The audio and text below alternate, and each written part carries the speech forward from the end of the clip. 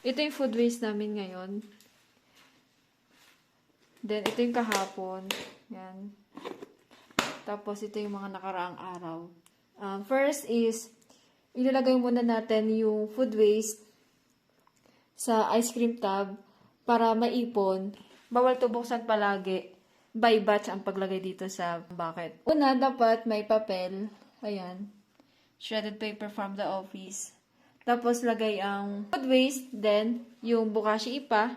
May good bacteria dyan, kaya mabilis makompose.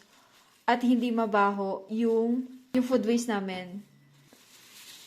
Pasake muna. Yan. Then, sunod ay yung molasses. Nilalagyan natin ng molasses para hindi mabaho.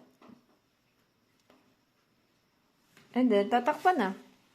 Gamit ang papel. Takpan muna ng papel. Sige lang, dagdagan na ba yan? Yan. Para, yung papel kasi mag-absorb ng water kahit papano. Kasi 'di ba kapag magko-compose ka naman, kailangan may nitrogen and carbon. So 'yan yung gawa namin. Ayan, tapos ipunin lang ulit namin.